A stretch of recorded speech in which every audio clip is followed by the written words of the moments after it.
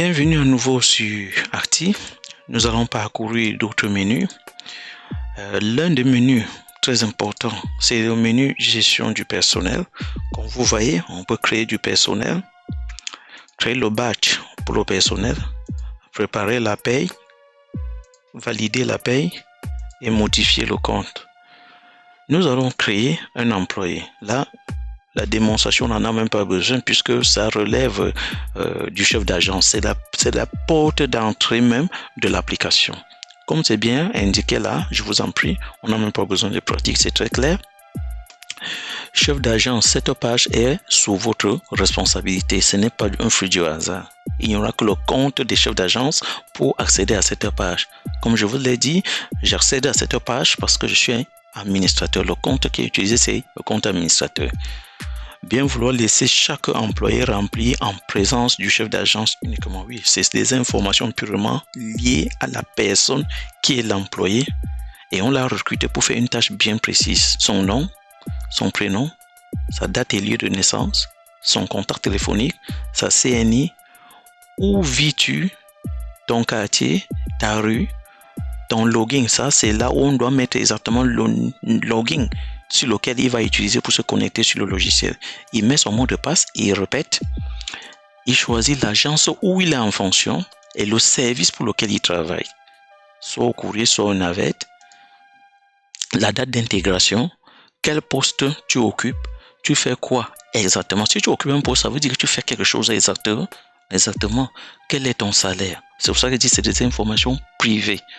On ne doit pas utiliser, le chef d'agence ne doit pas enregistrer cette page devant les autres collègues.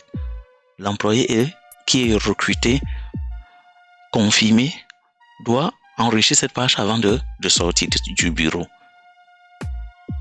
C'est ça.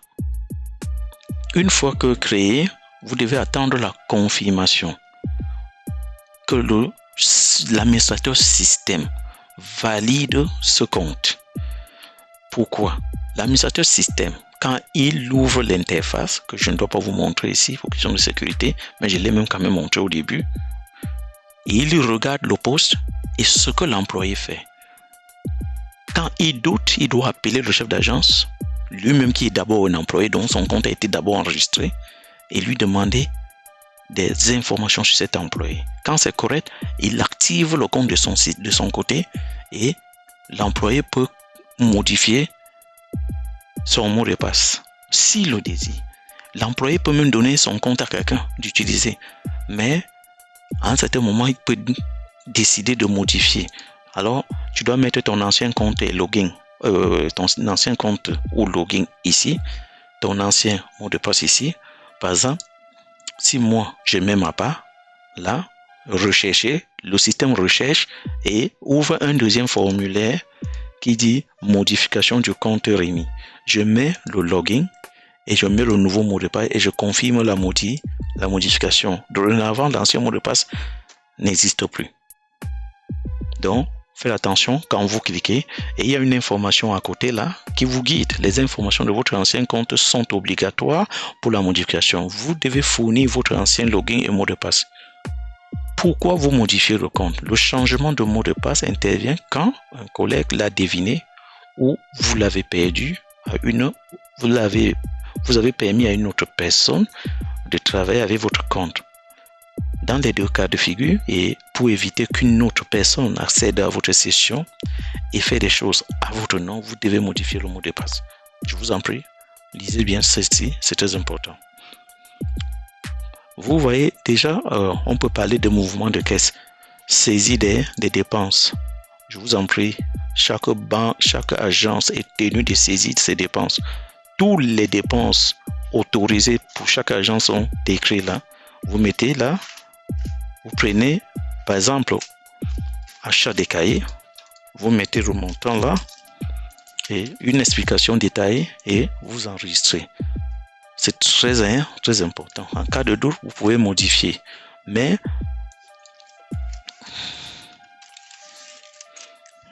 en cas de doute,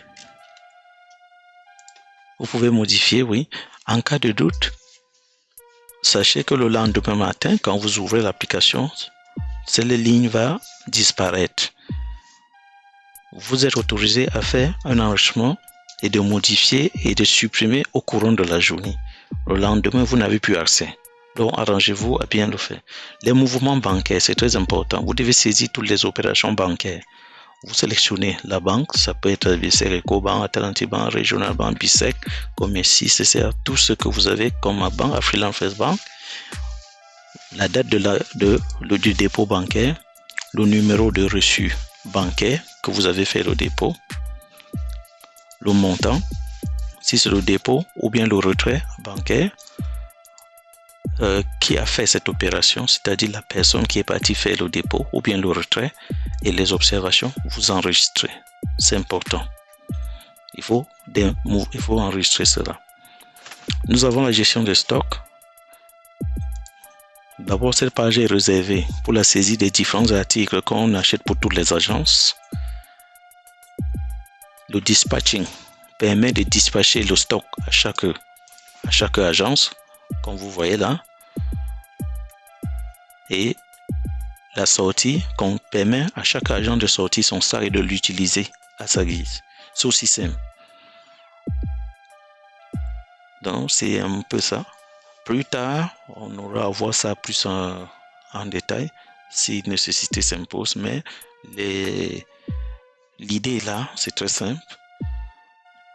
Et s'il y a d'autres informations que vous devez compléter, vous devez saisir ça en dessous de la vidéo. Si vous avez des questions, vous devez les saisir en dessous de la vidéo sur commentaire. Ne vous inquiétez pas, on va vous répondre.